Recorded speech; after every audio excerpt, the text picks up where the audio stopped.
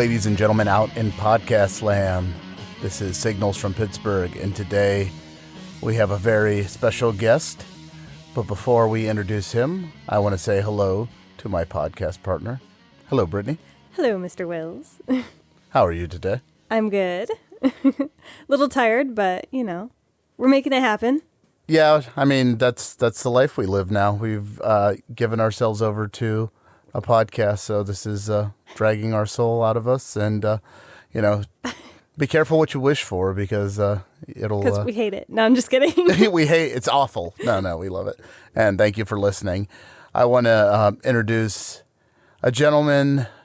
He's a cult hero.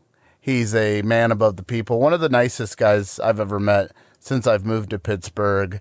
Filmmaker. Hell of a party host, though I did miss his Halloween party this past a few weeks ago, which I am sad about. But Mr. Fred Vogel. Fred, how are you doing? I'm doing good. How you guys doing?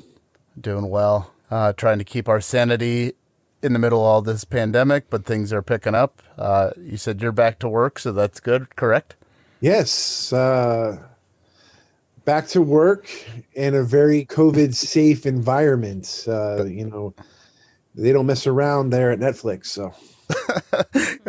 They make you get into the hazmat suit and give you the scrub down before you go on set. Well, we get tested, 2 times a week, and we have to wear all the PPE coverings and everything like that. It's actually really great, because it keeps us making movies here in Pittsburgh, which is important for the union. And, keeps bringing great projects to Pittsburgh. And I'm very fortunate to work on big movies in Pittsburgh as well as make my own. Absolutely. Yeah, let's talk about some of your movies. Let's get right into it. What do you say, Britt? Let's do it. Yeah. So, I think you've seen all of them. I have not seen all of them. I wait. So I have this little thing I do. So...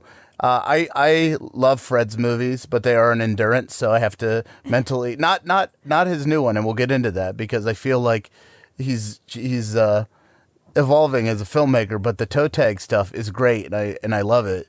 But sometimes I just have to be prepared for it in the best way possible. So I have to do my Zen meditation before I dive in. But I fucking love them; they're great. Yeah, but I've seen 3. I've watched 3 of them, but we're going to have Fred back on, so we'll talk about these 3 and some other stuff, and then it'll give us more meat on the bone for next time.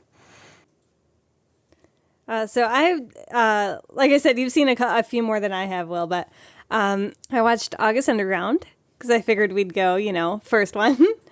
And then I watched Red Sun Tower. And then I watched The Final Interview.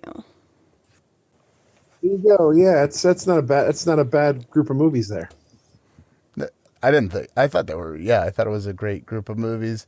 I had screened August Underground beforehand, and Brittany has watched some extreme, movies before. And for those of you who haven't seen August Underground, I don't know what you're waiting for. Fred, is it still in print, or did you sell out of all your copies? It's out of print again. That's a good thing. Out of print again, because we did 1,000 of the Blu-ray, and they're all gone.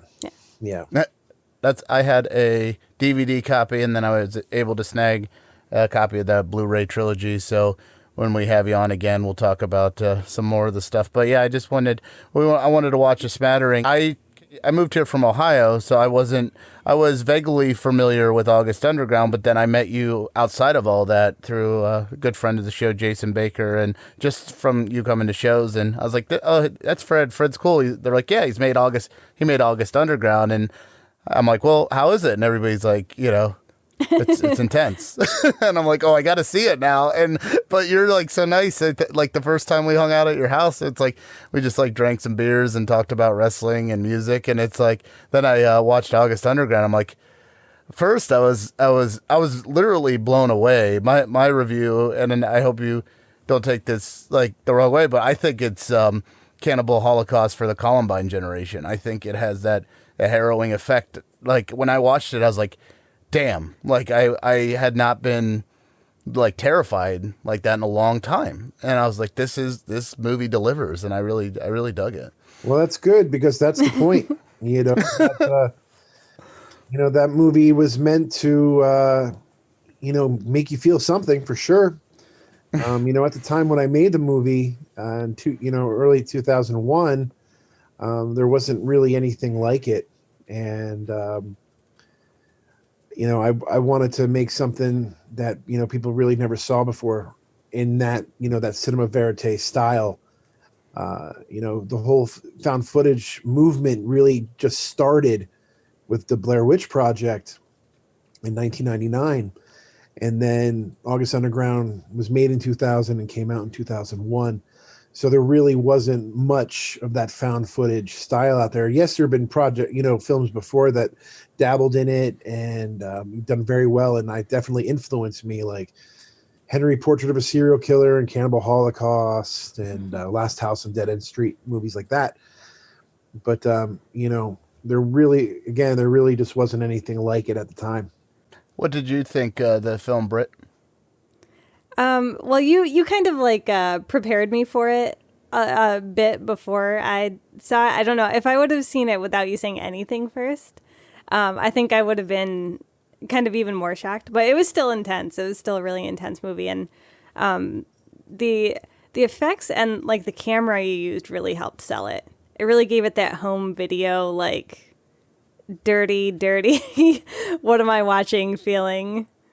It had to look like that. I actually shot it on a really good camera. It was like the best video camera at the time. It was a Canon XL1. They were shooting like all the big shot on video movies on that camera. But when we were editing the movie and, recording it over onto videotape, onto other videotapes, onto older videotapes to really give it that look. This is before there was like Grindhouse, filters. There wasn't any filters really. Right. We created that look, that filter. Yeah, I wanted to ask you that. Yeah. Blown out videotape. Yeah, there wasn't anything like that at the time, and I think that really helped sell it. And the crazy thing is that, even as time went on, when for YouTube first started and people started uploading videos, that's what it looked like. You started seeing that. So August Underground really stayed relevant because of that, because it looked like something that you've seen, you've recognized that video quality look to it. And, if it didn't look, and the thing is, it had to look real. If it didn't look real, then I wasn't really doing my job, because then the movie wouldn't have the staying power that it does. It had to come off as realistic. Right. It did.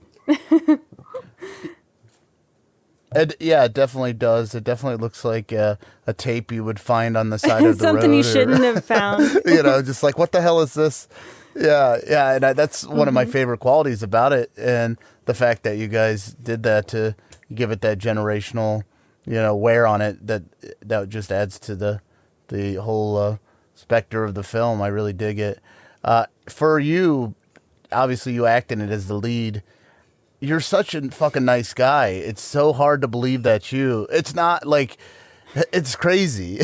But what did it take for you to get in that? Was it hard for you to get into that headspace? Or because I'm sure you can get angry, but it's just like, it's like I said, it's a harrowing performance. It's insane, but it's so believable. It's acting, I'm a good actor. You're a great actor. It was, of course I had to get into that mind space. Okay. Like, I'm going down, and I never really acted in a full feature film before. I played with my friends, and when I first started becoming a filmmaker and making videos with my buddies and stuff, I always acted, and it had a lot of fun. This, as a director, acting in your own movie, I knew what I wanted. And I was able to, because I knew what I wanted and I knew how the effects work, it was easy for me to hide if there was any problems. Mm-hmm. I can I can stand in front of the camera to hide something, if the blood tubing wasn't hooked up right or whatever, my back hits the camera, that could be an editing point. That could be me fixing it, whatever I needed to do. So it helped that I was acting in it. Yeah. I remember I used to, you know, what I would do is I would like sit in my car and I would like listen to Chicago and kind of just get into this nice little peaceful rhythm. And then I could turn it on, and then like I could turn it on and I could turn it off really fast because, you know, when you're doing these really intense scenes with actors and, you know, I was using a lot of non-actors. There were people that were just willing enough to be in my little movie that, you know, I needed them to trust me as the director and trust me as the actor, and then be able to, if I felt like they weren't giving me the 100%, I had to pull that from them by being more intense. So, you know, if I felt like, you know, somebody wasn't giving me, if they weren't scared enough, then I would just turn that juice on. And like, you know, I'm 6'3", you know, I'm a big guy, and I can, you know, pick you up and throw you over my shoulder, or I can do whatever I need to do to, you know, a big giant hand over your face, whatever, you know, to scare you. But still, you know, it was all about being safe. And, you know, because I was making a movie. It was my first movie, so I was just learning so much. But I was at like the top of my game as an effects guy. I was still teaching at the Tom Savini Makeup School at the time. And, you know, it was this little window that I knew that if I was ever going to make a movie, right now is the time to do it. And, you know, like I said, there wasn't really anything like it at the time, especially telling the story about these sociopaths. And, you know, Jackass was really new. You know, there was all that kind of like shot on video angst that was going on at the time was just also new. And then like if you have something like August Underground comes to life and it's just so brutal and nihilistic, you know, that's what really put me on the map. You know, like when it came out, people were scared of it. People that reviewed it didn't know what it was. They thought it was real. And, you know, that just showed the power. And it was like the birth of it was still new. The internet was new. And, you know, getting the coverage that I got, Rue Morgue magazine put it on the cover as the most disturbing movie ever made. Like, you know. Yeah, I saw you made the cover twice. One about August Underground, and then just about you and what you were doing with Toe Tag. Yeah, I've been on the cover a few times for Rue Morgue.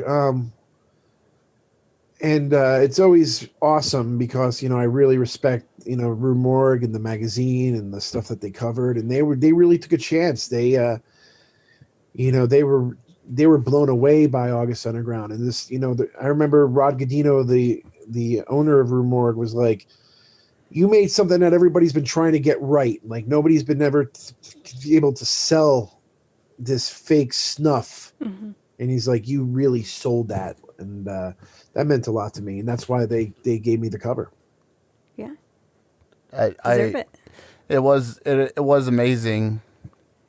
I think it's because you went there. And what you said, you brought up Henry, Portrait of a Serial Killer, as one of your, is that one of the inspirations, maybe not for August Underground, but for you to get into special effects and filmmaking? No. That kind of genre? I mean, Henry definitely for August Underground. Like I remember, that's what I would show actors. I'm like, all right, guys, this is what we're doing, and I would show that home invasion scene from Henry, and be like, all right, just imagine like a whole feature film of that. So people got it. Okay, so it looks real. It needs to look real, and there needs to be safety words because you know you can be screaming no, but that's what you have to scream. You know what I mean? Like when you say banana, I'll stop. So that was that. But, you know, I've been a horror fan since I was 5 years old. I saw Frankenstein at an early age. And then growing up in the time that I did, you know, I grew up with the 80s video boom and watching all the great horror movies from the 80s. And, you know, one of my heroes in special effects is Tom Savini. So, you know, I've studied, I kind of like studied, you know, I wanted my career to kind of be like his. Like he was a special effects guy that loved movies, and then he started directing movies, and I was a special effects guy that wanted to make movies, and I started making movies. And it's funny how things work out, like Tom and I are good friends, and I taught at his school, and if you really work hard, you can live the dream. And I'm very fortunate to have lived the dream. Definitely. And you have like a cool punk rock aesthetic, especially with like going back, and like I didn't get to live through all of it, but retroactively seeing it, moving to Pittsburgh and getting ingratiated in the toe tag, it's like I really loved your guys' grind. It's like it was all in house. You guys still do it to this day with the final interview. You and your wife Shelby are putting the inserts in the DVDs and sending them out, and there's something to be said about that. It's like you growing up as a fan, did that kind of influence you to be that way, as opposed to you guys kind of went into it a little bit on Red Sin? Absolutely. So things that I love, I love Kiss, I love WWE, I love the Misfits, and it's like all those things put together is what Toe Tag was. It was great marketing, talented people, and a really amazing hard work ethic. And we had we were all artists. Mm-hmm. And we all brought something to the table, if it was Shelby's producing and, writing, if it was my directing and producing, if it was in Jeremy's special effects or Christie's artwork or whatever it was. We all brought something to the table back then. And, at 24, it's easy to be that punk rock because you are, you don't have house payments, and you didn't have the car payments. We were all able to live in a house and just create our art and be as sick and demented as we wanted to, and put out these films that, people never seen before. And, Toe Tag came at a really awesome time, and I love it to death. And, I miss those times, but I'm also excited about where I'm going now and, what I'm creating now. And the final interview is, I think, my best work. Mm-hmm. We recently rewatched it. We watched it and then watched it again recently, a couple nights ago. And I have to agree. I would say it's a step. I'm sure it's hard for you because everybody knows you, like you said. And Tom was on the show. He's like, don't call me the Godfather of gore, because you love all movies. And you and I have talked off air like at length about stuff. You're, like you said, you're into everything. So it's nice that you're stepping into other realms. It's still within the wheelhouse, but I thought it was a well-told story and very, captivating. The acting is really what drives it. Yeah. Especially your directing and your acting. And I loved, I got to give it up to Granger Hines. Like he sucked me in. He was my favorite part. I mean, I liked the movie all around, but I really loved Granger. Yeah, no, he's wonderful. I mean, it's like it's the whole progression of my career. When you make a movie as powerful as August Underground, and then I followed it up with the sequel, August Underground's Mortem, which was even more fucking intense and crazy. And from there I was like, whoa, I need to like do something completely different, or I'm just going to be known as the guy that, cuts off girls' nipples and smears shit in it. And, or making these snuff movies. Right. That's not the path that I wanted to take, Right. So that's when I made the Redson Tower, I really wanted to show people like, hey, I can write and I can direct. And, I wanted to make something that was fun and yet still had that toe tag touch to it. Mm-hmm. And, that's where the Redson Tower came from. And then I made the third August Underground movie because after the Redson Tower, I wanted to kind of just close the chapter on that. And, after that was done, I was able to make a few other pictures that were just, really important to me as well, like Murder Collection and Maskhead and Cella Turcica. But when it came to the final interview, not being a toe tag movie, just being a Fred Vogel film, it was really important for me just to show everything that I've learned in these 20 years. Mm-hmm. Like I want to. I say this a lot. Like it'd be so easy for me to make some slasher film. You know, like I don't even look at that as a challenge. That's why I don't do it. Yeah. Because I feel like I've made that through the course of all the different movies. But like doing something like the final interview where you have to depend on your acting, you have to depend on your storytelling and the production design and all these different elements to give that feel of like what I was trying to convey. You know, I had to work really hard at that. And because of that, now that's going to help me when I make my next movie, it's going to make me so much better, because you get better every time you go, and you learn from your mistakes, and you have to grow. You know, with the final interview, I'm so excited about it, but no matter what, somebody always, if I put something up on the internet or Facebook or whatever, and I'm like, hey, I'm so excited about the final interview, and then somebody will write like, hey, when's August Underground 4 coming out? And it's just like, wow, you know, like, no, it's never coming out, because I made those movies. Right. Those movies are fucking done. Yeah. And, you know, they are what they are. Like, how do you go from the top? You know, like, people still talk about the August Underground films. It's 20 years. Yeah. And, next year it'll be 20 years. Oh. And, you know, if I'm so happy, and I love them. You know what I mean? Like, I'm not one of those filmmakers that are like, oh my God, my movies, you know, I wish I never made those.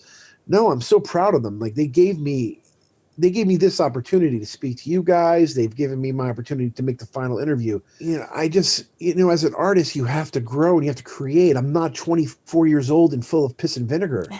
You know, I'm 44, and I want to tell different stories, mature stories. The final interview is a mature story. Yeah. And that's the kind of movie a 44-year-old person makes.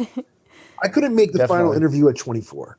No fucking way. It would have been a very different film. Yeah. Well, it's a combination of just everything. Like you said, everything you've worked on in any capacity all the way up to this point.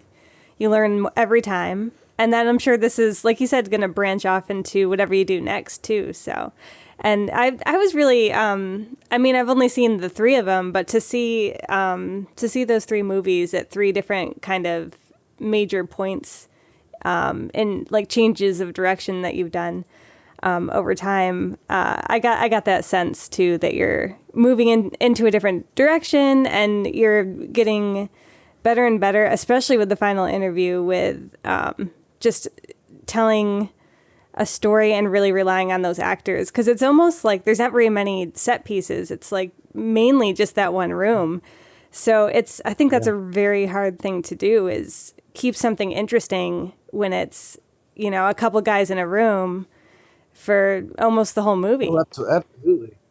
I remember, you know, well, the script is the script is really amazing. Rebecca Swan wrote a really great script off my story. And I knew if I can like visually tell that we had something. But I remember like when we did the first edit of the film, you know, I just didn't want people to fall asleep. Like, these are just 2 people talking. But the movie has so many layers with the sound design, and, you know, jumping from different formats of the widescreen to the full screen to the shot on video look, you know, to cutting back and forth to Diane through the earpiece. Like, there's lots of layers. So that really helps tell the story, instead of just, like, when I first came up with the idea, I wanted it to look like a straight up videotape interview, like that you just find from like 1983. Like, that was what I had in mind.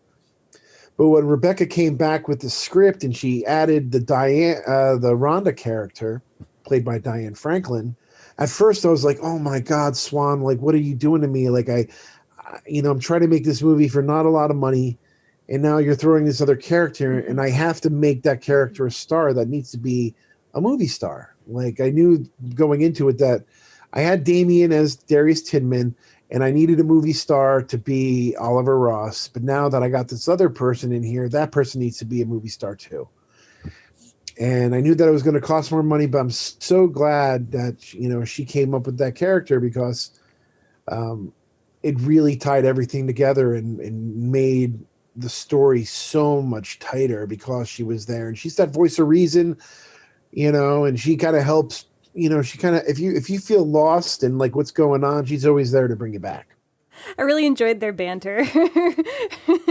Yeah, their banter, like how he was just annoyed with her, but knew ultimately she was right, and had yeah, obviously they had history because they had been married, but it was just you want to pull for him, but it's just like, is he irredeemable? And it's such a, I don't want to give away the ending. Go out and order it. Are we sold out yet, or we're getting close right on that? Or it's selling, so normally, like, I have all these different outlets to sell my movie, like going to conventions and things like that. Well, now with COVID, this is really my first time just kind of pushing the Facebook and the Instagram. Yeah.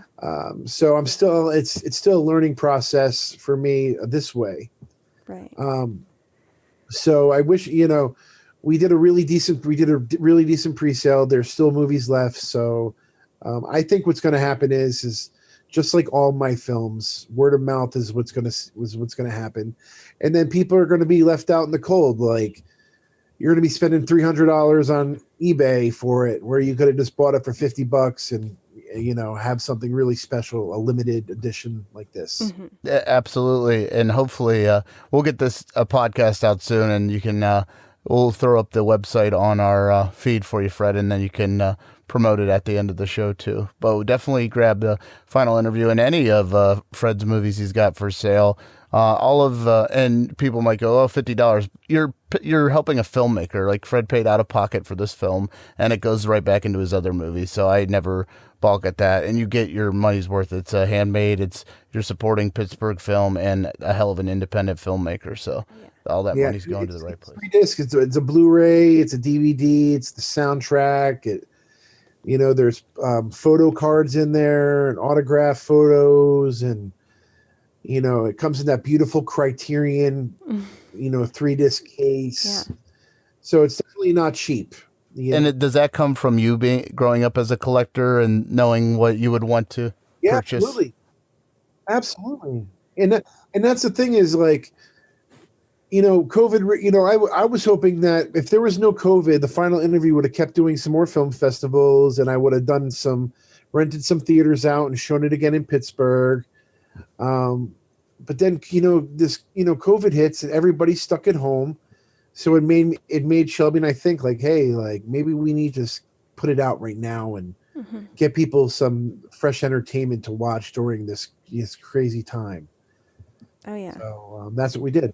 And I wanted to give the fans something completely special from us personally. Well, I know I'm ordering one. Brittany's ordered one. So you've got our money coming your way. And so you guys better hurry up. So that's -2. Yeah, hurry up, get on it. But I'm going to talk about a few things I loved about the movie, if that's okay with you, and you can kind of riff. The music, Brittany and I both, I think, agreed we loved the music. It's like that late 70s, early 80s vibe. The whole opening shot. Britt, I'll toss it to you because you said you were a big fan of that, right? Yeah, no, I loved the opening. I mean, it started out real strong. I loved the vibe that it gave, like straight up the taxi, just the shots, the music that you chose to use. I felt like I was going into almost like something out of the 70s, 80s, like mystery, late night sort of vibe, which I think that's what you're going for. I loved it. It was. So the music was done by Paul Joyce. Okay. And I remember, like, the idea was just floating around in my head about making this movie. I was at a film festival with Paul Joyce, and I told him, I'm like, hey, I want to make this 80s movie, and I'd love for you to do the music. So when he started making music for the movie, it was very synth-like. When you say 80s, that's what you think. Mm-hmm. And right. I remember his music was I'm like, oh, this is so great, but this is so wrong for the movie. So I told him, I'm like, Paul, I'm like, stop what you're doing. Let me send you a couple scenes so you can kind of see, like, what we're working with here. Mm-hmm. And as soon as he saw what we were working with, he's just like, oh, I got it. And that's just his talent. And the really awesome thing is all that music. He brought in real saxophone players and real real musicians. It's not all. Yeah. There might have been a few drum tracks that were done on the computer and a few other little pieces, but all that stuff was really recorded. And for an itty bitty little movie to have music like that, I mean, the music that's why I really wanted the soundtrack to come with the special edition, is because I was just so blown away by all the music pieces in the film. From the opening bookends pieces, that jazzy stuff, to when you're in the prison and you can hear like that primal banging, and I mean, it's so layered and wonderful. I really love what Paul did, and I'm glad you guys enjoyed the music. Oh, it was awesome. In the prison especially, it had that ominous space to it. It's like sometimes with horror films, especially big budget or popcorn horror movies, it's just like right in your face, but his score really has room to breathe, so it lets the actors in, but it still kind of hangs there, kind of like an Exorcist. Reminded me of like Exorcist 3 vibe, where it has like that haunting, like that. The music is there, but it's it's its own character. It's just setting the mood. And that's what music should do. It should elevate the scenes, like especially like the Mekong Delta scene where Oliver Ross is telling the story about when he was in Vietnam. Mm-hmm. Like that music piece over his performance is beautiful. Oh yeah. And like you feel, what I mean? It literally like sucks you in, and you're just watching, the camera kind of like doing a slow little zoom into Oliver's face and his eyes and him welling up and how emotional he's getting over this whole scene. And then that music is just there just to help you like ride that out. And, I remember like the first time we cut that together, I was like, holy shit, like we got something special here. Oh, yeah. Yeah, that was one of my favorite scenes. And like I said, we'll talk about the movie a little bit. We won't give the ending away, but I felt, and you said you had her help you with the script, but in your original story, it felt to me, and this may be obvious, but just stating the obvious, which one of these people is really the monster? Is it there's Tidman, or is it Oliver Ross? Because the more you find out about Tidman, you kind of gain a little more empathy for him, because maybe he was just a victim of his environment and circumstance. Yes, he relished in murder, as we find out throughout the movie, but it's kind of sounds like he was marked as a monster from an early age, to where Oliver Ross kind of developed and knowingly became a monster. Now, with that scene you just mentioned, it was kind of a survival, but he kind of maybe got a taste for blood after that. Well, that was the whole thing. There needed to be that battle between the two. Who do you root for? And Oliver says in the opening scene, somebody's going to die tonight. And it's super poignant to everything. And,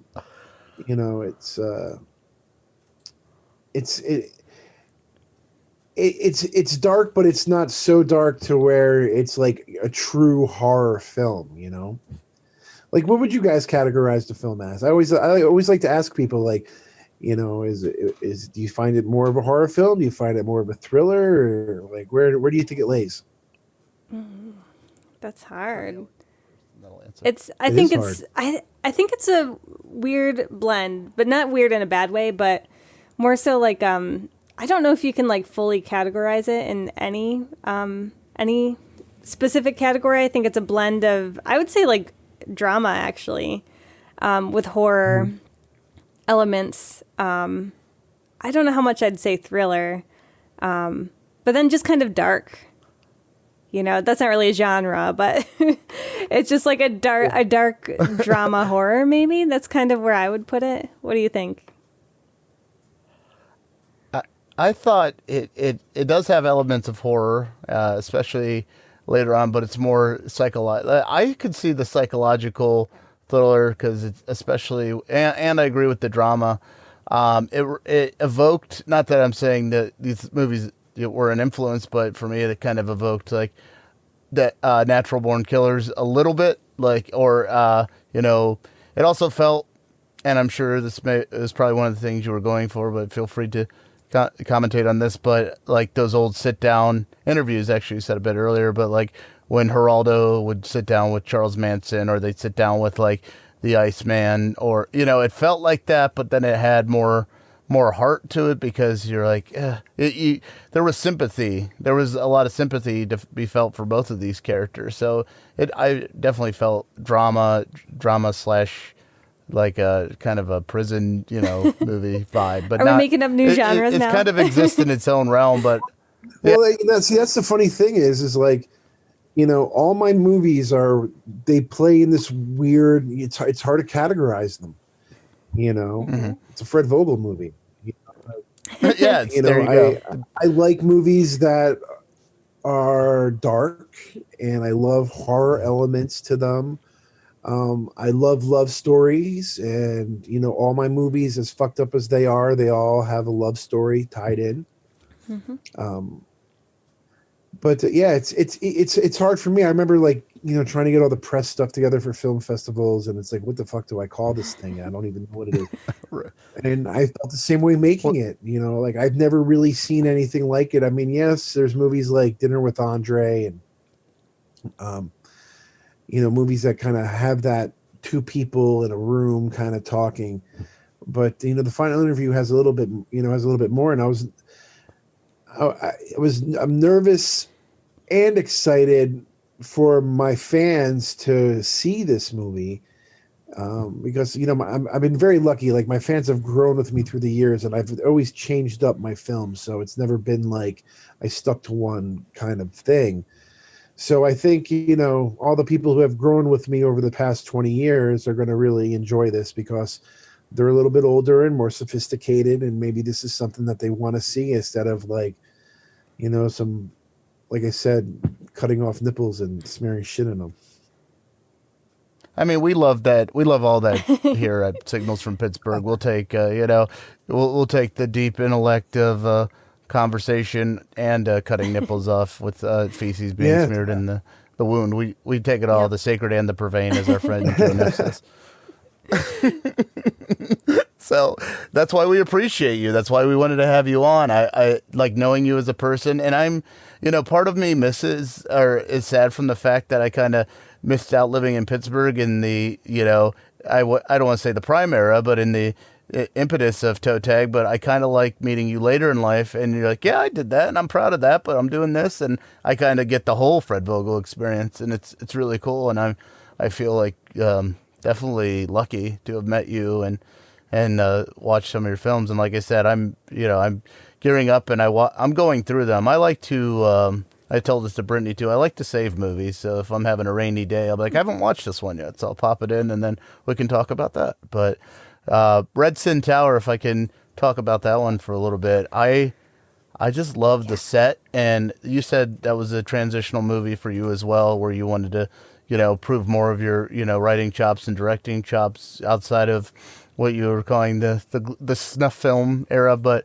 I thought there was something about that movie that really grabbed me. I just thought it had a cool mood, and you can tell that you guys were just having fun making it, but it was still like great and great characters. Really, I loved the acting in it. I thought the set was cool. I thought it was really fun. It's a great Halloween movie too. Like I wish I would have had the time this Halloween to like do like a live watch of it, where I could sit and we can all watch it on the Zoom or whatever and talk about it. Cause I think it's such a fun movie. And the reason why it's super fun and I really love this movie is because it was the first movie that Toe Tag kind of all got together and put what we love into movies. Like, again, I like love stories. I love slasher films.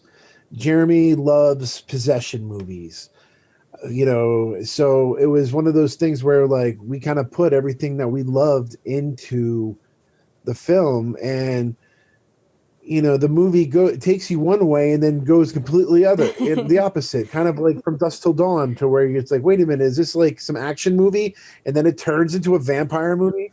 Well, the Redstone Tower starts off with this kind of like a slasher film and then turns into a possession movie. Mm-hmm. And,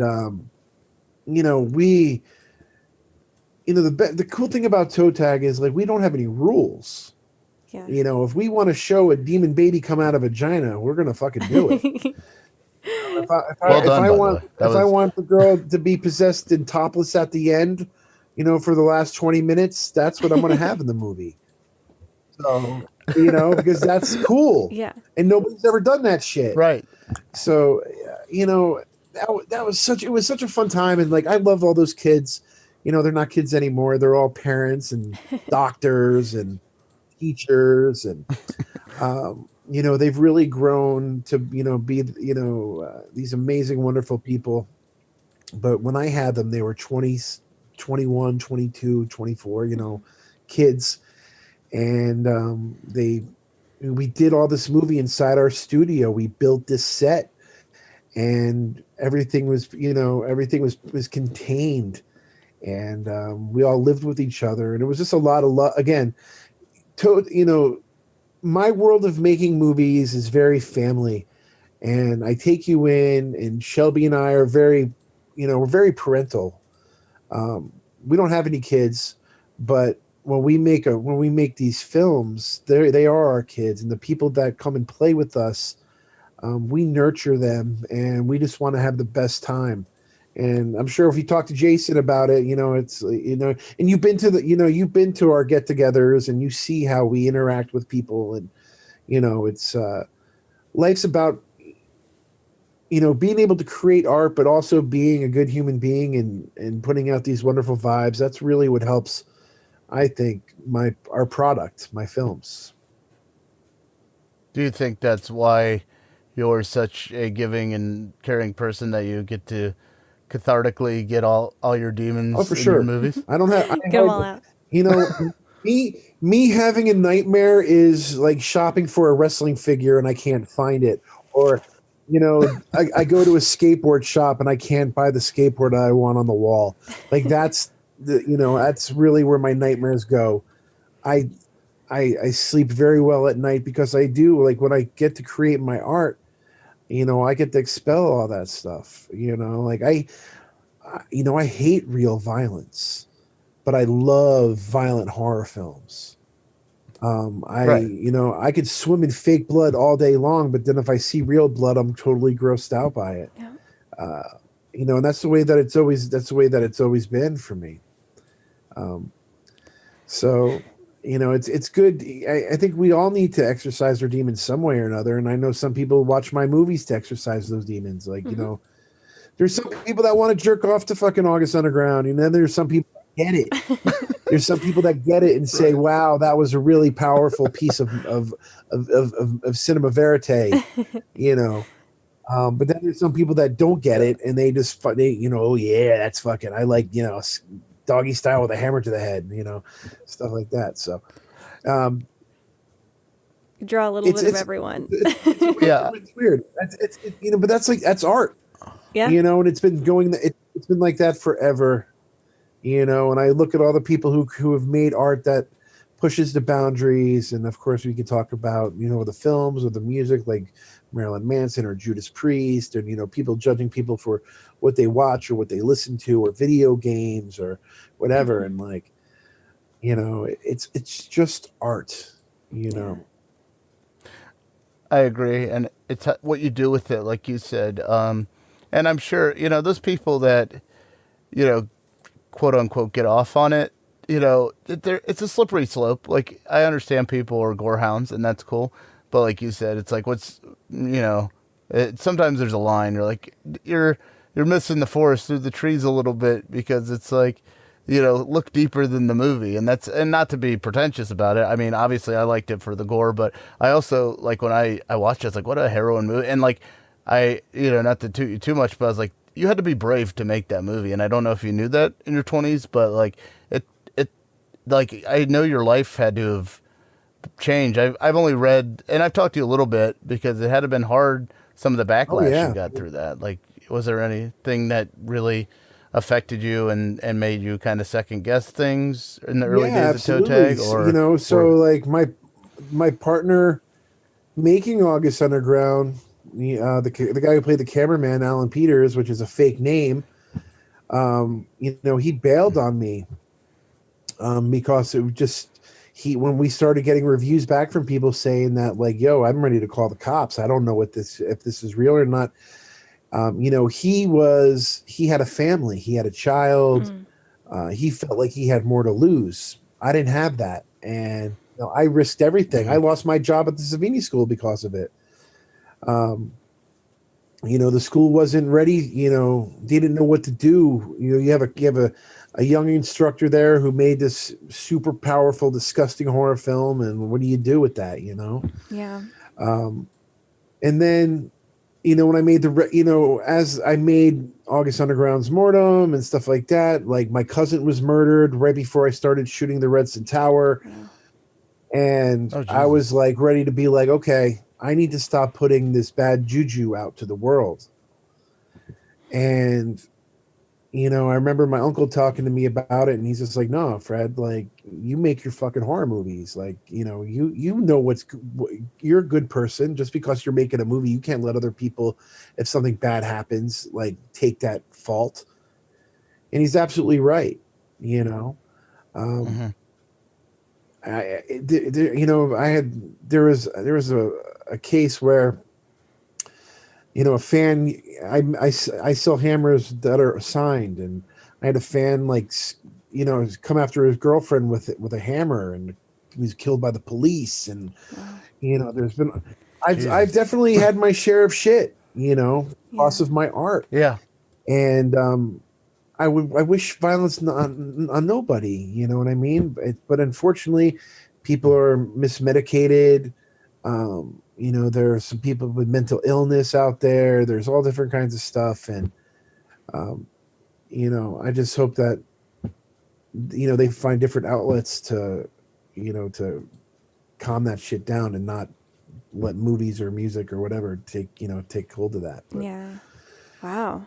It's intense though. Yeah. And it's definitely made me question lots of things. But I would, if I was asked if I would do it all over again, absolutely, because I was put here to make those movies.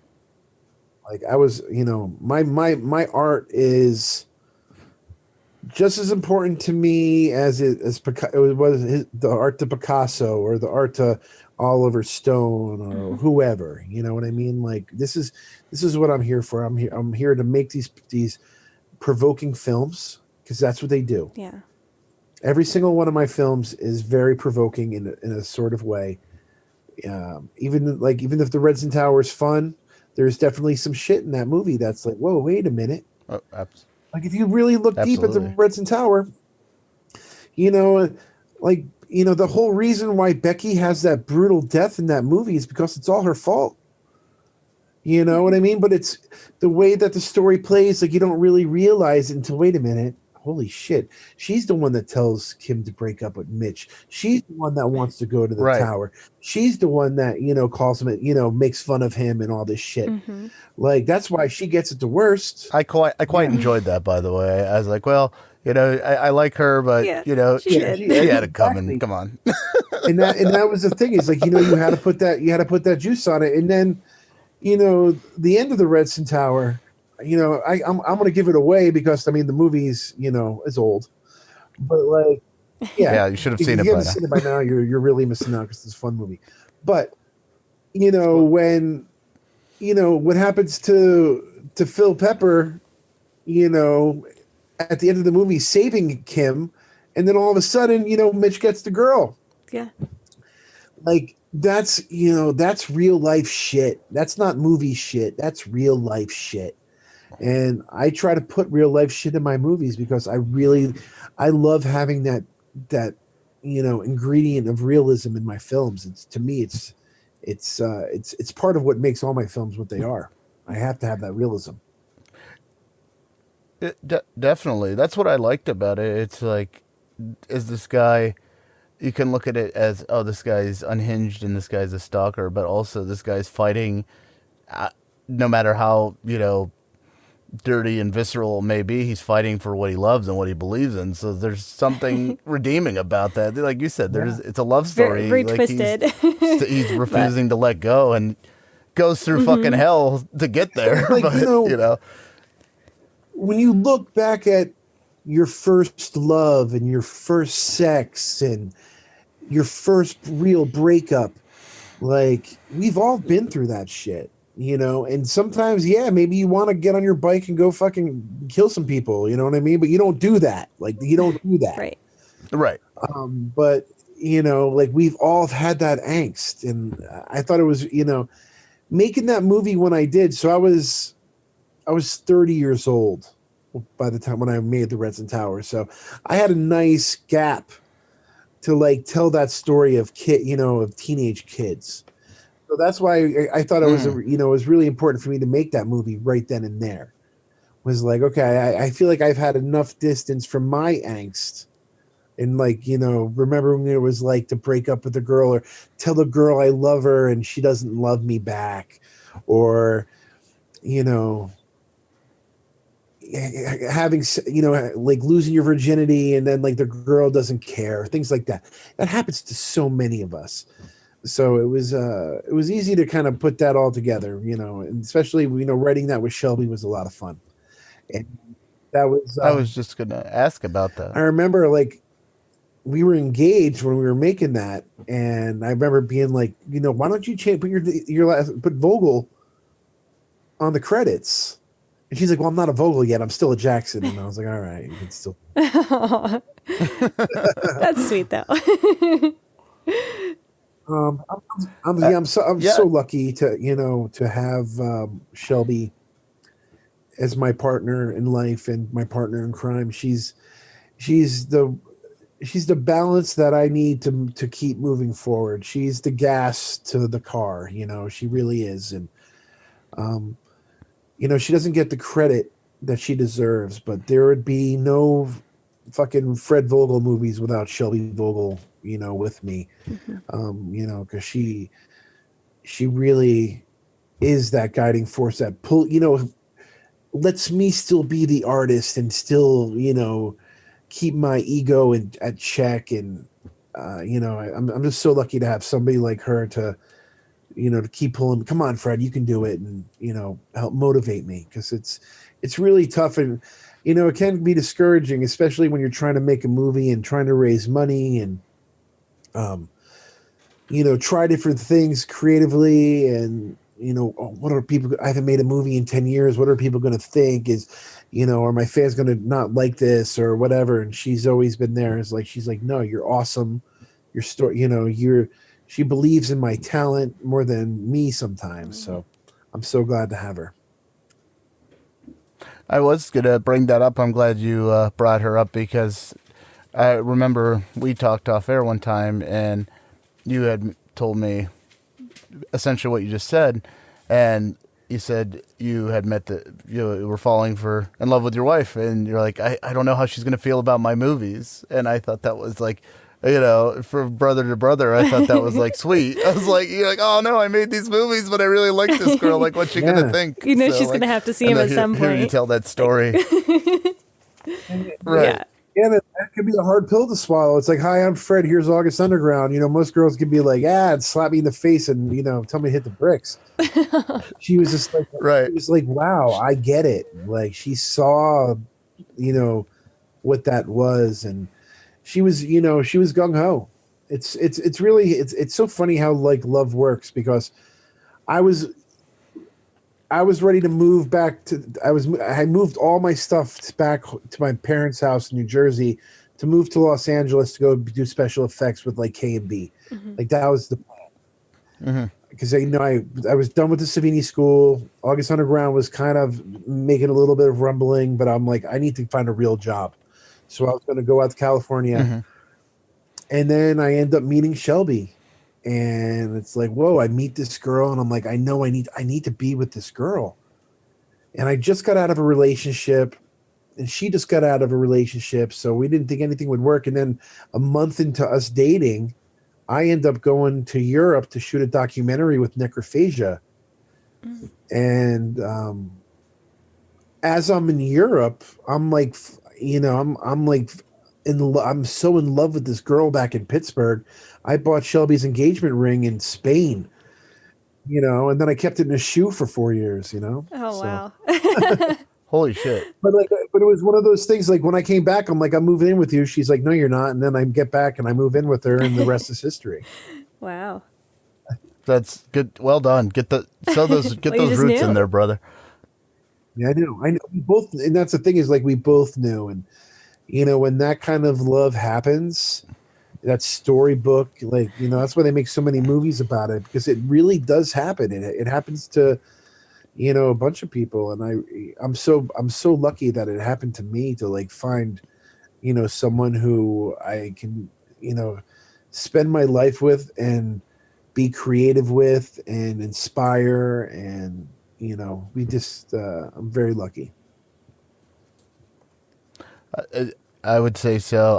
I think the thing I find most romantic about that story is that you were shooting a documentary for Necrophagia in Spain. For the listeners that don't know, why don't you? But Necrophagia is a great death. I don't know if they're quite death metal, but I call them they're like a horror death metal metal. S. Yeah, That's they're their like genre. they're amazing. Check them out. Yeah. Also in Killjoy, I know he was a friend of a close friend of yours. Passed away quite some time now, right? Yeah, I think it's like 3 years maybe now. 3 Yeah. years. Wow, time goes so fast. But Killjoy Right. was one of the first people to believe in me. That's awesome. And I didn't know who he was, honestly. I don't really, at the time, I really didn't listen to any kind of music like that. I'm more of a, 50s I'm a rock and roll guy. Like I like Black Sabbath and the Beatles and Hendrix and, Kiss and, I like rock and roll. And I got this guy contacting me saying, hey, I heard about your movie. Here's my music. And I'm like, oh, okay, this is different. And I didn't realize the history that Necrophagia had. Necrophagia was one of the first, death metal bands. I mean, from 1983. Like that's how long ago. I mean, like he's, Killjoy knew everybody. From Danzig to Metallica, all those guys knew Killjoy. Yeah, Phil Anselmo for was sure. in his band at one point. So, yeah, it's cool stuff. He's actually I believe he's from my neck of the woods. I'm originally from Akron, Ohio. I think he's Wellsville. from around there. I know he's from Ohio. Wellsville. Oh, Wellsville. Okay, yeah. But I just remember. So, which documentary did you work on? I remember the first time I heard them is I saw the old. It wasn't even a CD. It was the old DVD where they had aped City of the Living Dead, and I'm like, oh, I fucking love these guys. So it was called Success, and it was the 2003 Necrotorture tour over in Europe. And pretty much I made this little documentary where it's like Necrophagia really eats the dead. And they're like vampires almost. And, Killjoy wanted that August Underground look. So, I was the guy. And, That's awesome. when I was over there, I did merch for the band and, learned a lot. I mean, for Killjoy to like take me to Europe, and it was my first time in Europe, and then like living like a rock star on a tour bus, and my God, Killjoy and I like drank absinthe and almost set a hotel room on fire. And, No. I tried fighting our opening band because I was so drunk from drinking too much wine in the south of France, and Oh my God. this madness went on with us. Wow. Sounds like a blast. That sounds amazing. You're a hell of a you're a hell of a drinker, man. I've slowed down When you're older. in my I'm not much of a drinker either. But of course, when I'm having the party, yes. But in my day to day, not really that much. Mm-hmm. I'd rather use God's lettuce. I hear you there. And like I said, we're working through the toe tag catalog, we'll have to have you back on. But I've noticed there's a running, not in Final Interview, but in the Toe Tag movies, there seems to be, and I hope it continues on, but a running theme of you trying to get laid in all the films, which I appreciate. I was like, Fred's always trying to get laid in his movies, and I think like whatever character you are is trying to get laid, and I thought that was a fun Easter egg. Hey, it's what life's all about, right? Especially at the when you're young. Oh, definitely. Nothing wrong with that. Nothing wrong with that. Absolutely not. Britt, do you have any other questions for Fred? I don't want to keep him too long because I know he's got an early call, but I do appreciate you coming on. Nothing too specific, but I am curious if you have anything else that you're thinking about on your radar. Do you have any, you don't have to go into it too much, but do you have ideas for your next big project? Or are you still just trying to focus on wrapping up Final Interview before you jump into that? So right now I have a Christmas horror movie script that's going around that my producer Ross is working on in Los Angeles, trying to make this Christmas horror movie that, again, Rebecca Swan and I did together. Mm-hmm. I'm also writing a wrestling movie because I love wrestling, and I have an idea for a movie that takes place in the late 70s of wrestling before it became Hulkamania. I have a Frankenstein script that is out there. It really, and then I also have my passion project, which is called Pittsburgh Body Removal. And I like that title. Yeah, that's about the guys that work for the funeral homes that pick up the dead. So that's the movie that I was so close to making, and then the money fell through, and then I needed a backup plan, and that's how the Final Interview was born. Oh, okay. So I'm hoping, now I think what I'd like to do is I'd like to make Pittsburgh Body Removal a television show. So Rebecca Swan and I, it's another project that we're working on. We have a really great writing relationship together. It's a really great script, but I think we want to make it into. I think it has legs to be a TV show, a better TV show than a film. That sounds cool. Yeah, there's a lot of angles you can go down to. I immediately thought of necromantic when you said Pittsburgh Body Removal, but yeah, definitely. There's all kinds of avenues. I like that concept already. So, there's lots of stuff. It's just hard. It's hard getting the money, and I always try to find other avenues for money, and then I just keep hitting walls and have to put my own money into it, and it gets expensive. Making movies is an expensive hobby. Yeah, definitely. But it's not a hobby, lifestyle. It's a lifestyle, but it gets expensive. Well, definitely, and in the introduction you guys did before Red Sin Tower, you came out and said, we could have shopped this around, or I guess you guys did shop it around, and you said you would have had to compromise your vision for what you wanted, so it's better to retain your art. I mean, you literally have to pay for your art, to keep what you want, which I really respect that. That's why I say when you were asking, $50 from us for a loaded set for your movies, absolutely, because I know you're putting so much into it. And it's there's only 1,983 copies. It's super special. And if I was going to make movies to make money, I wouldn't have made the movies that I make. I would have made something else. Yeah. You would have made your compromises. Yeah. And that's the thing is to be free as an artist, you need to be able to have that. And I'm so lucky that I have it. Yes, I'd love to be a millionaire and to have a 57 Chevy in a big fucking house or whatever. But you know what? It's pretty good being Fred Vogel in my little house here in Pittsburgh and all my wonderful friends and getting to make the movies that I want, and, working on big movies and just living the dream as a filmmaker. And, not many people get a chance to do that. And I'm very lucky that I get to make movies for a living. So. Yeah. You're a working class filmmaker. How many people can say that?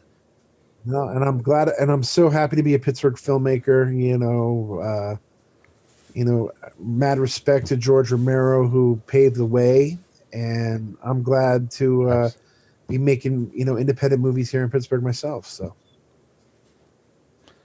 I'm excited about your wrestling movie. We haven't gone into wrestling yet, but when you brought that up, I've Your just eyes been got big. fixated because I'm a huge wrestling fan. You and I yes, have talked no, about it. and it's. I really want to tell the story of like what it was like for these guys being on the road all that time back in the day, where you had to keep kayfabe and you had to, if some guy stepped into you at the bar and said, "Hey, wrestling's fake," you had to punch their lights out. That's the way it was. You had to, the good guys couldn't ride with the bad guys. Like it was an unwritten law, and I really want to tell that story. And I'm very interested in that. So I hope that comes to fruition soon because I can't wait for that one. And if you need any help with promotion or anything on that, you let me know. If you have a role for me, let me know. Shameless pandering here. I'll work for free. But no, I just love it. I'm getting Brittany into Dark Side of the Ring, and because she's kind of I'm outside the ring. outsider. I mean, you were you're Although outside I of am the wearing ring, that so- wrestling shirt But I today. was bringing up. She did Oh, make yeah. the fans at home can't see it, designed but it. she made a exclusive shirt for Eric Rowan. That's So I awesome. thought that was pretty cool. What a Yeah. good Yeah, dude that guy is, right? Oh, go. I'm sorry. Joe, awesome. Yeah, he's Yeah, great. he seems really nice. I haven't met him in person. Yeah, Yeah, Joe's but a maybe great I will. guy. I don't know. Yeah. Soon, hopefully. But you have, speaking of wrestling, you have is it full now? You have a full collection of LJN WWF figures yes, from the I do. 1980s. Check out, if you just want to see them, check out Fred's. They're on your Instagram, right? And your Facebook. Because I can't show my pictures of my movies. I get like deleted off Facebook, so people get Fred's record of the day or my wrestling figures. And my new kitten. Oh, I saw that. Yeah, we got a new little member to the family. His name's Bennett, named after the bad guy from Commando. Perfect. That's amazing. He's a good boy. That's awesome. Well, I wanted to start something new here with you, Fred, before we let you go. Give us, outside of your films, give us one of your favorite wrestling matches and one of your favorite films for our fans out there in Signals from Pittsburgh. My favorite wrestling matches.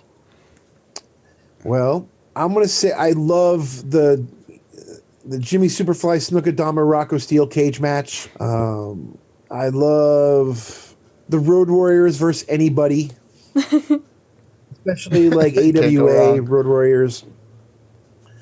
Hulk Hogan, King Kong Bundy, Steel Cage, WrestleMania 2. The Andre match. Everybody talks about the Andre. WrestleMania 3. That's so iconic. But that big blue cage and the blood and all that stuff was just awesome.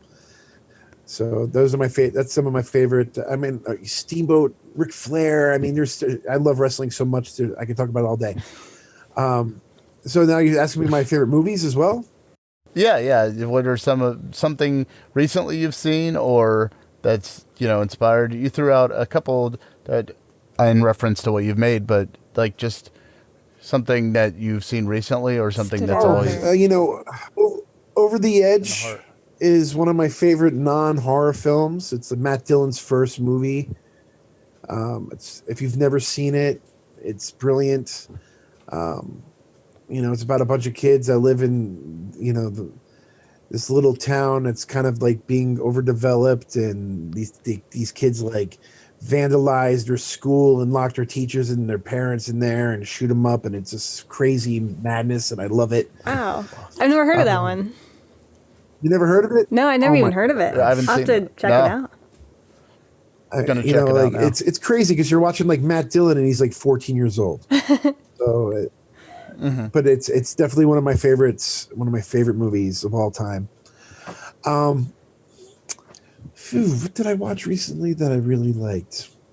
It's always so hard because like right now my brain is just mush because I'm just, tired from work. But I talk about Three Billboards a lot because I really like Three Billboards. I know it's not that new anymore, but I thought that was really great. Good. I love the Coen brothers, Buster Scruggs, that, my star of the final interview, Granger Hines, is in. I thought that was really great. And I got to give a shout out to Frankenstein, James Whale, 1931. It's my favorite movie of all time. I love Popeye with Robert Altman. Musical. I like musicals. I love, Grease 2. That's like our wedding song, Shelby and I's wedding song from Grease 2, the end of Grease 2. So... That's a deep cut. Some Grease too. I love movies. The good, the bad, and the ugly. You know what I mean? All of it. There's some really great gems out there, but I respect anybody who has put the time in the effort, and the heart, and the love to make a film. And everybody should be applauded, even when they make a stinker. Yep. Absolutely. There's definitely some meat on the bone there. Brittany, I'll let you wrap it up here in 1 second, but I want to thank you from the bottom of my heart, Fred. I could talk to you for hours, but everybody needs to go out, check out the final interview, buy it before it sells out. We'll have this podcast out shortly, so hopefully it will not be sold out by then, but hopefully quickly there afterwards. And thank you for being a good dude. It's like I met you just as a friend and came to learn your movies, and I'm still going down the path of your filmography and loving every minute of it, and you've been nothing but gracious. So thank you from the bottom of my heart. Yeah, man. Thanks for coming on. Hopefully once COVID is under control someday, we'll have a chance to kind of hang out a little more. I think I met you a few times in person, just in passing real quick, and then COVID took over, but it'll be nice to kind of meet more formally in person eventually. And until then, I'll keep an eye out. I'm looking forward to some of these movies, and if anybody can bring back Christmas horror, I think that you can do it. So I'm excited to see something out of that. Me too. It's a great little story too. I'm excited. I'll definitely keep an eye out for everything you do, and I'm excited to get that box set of the final interview pretty soon. It'll be shipping very soon. Yes, I can't wait. I was devastated because I was like 2 away from getting the 666 copy of the August Underground trilogy. I was like, shit, I should have waited like 2 more. I have that copy, so you. Oh, okay. So there you go. So it went to a good home. Is there anything else you want to promote that we can work in? Any of your websites? Anything beyond the final interview? Yep. The final interview is thefinalinterviewmovie.com, and you can get everything you need to know about the final interview there. You can check me out on my social media, Fred Vogel. But guys, thank you very much. It was great. It was great chatting with you tonight. And for all you filmmakers out there that want to get it done, just do it. Just pick up a camera and make a movie. Good advice. Just to close this out, we like to have our guests do a little exit promo, if you don't mind. Basically, some sort of variation on this is Fred, and you're listening to Signals from Pittsburgh. You can put your own flair on it, whatever you like. This is Fred Vogel, and you're listening to Signals from Pittsburgh.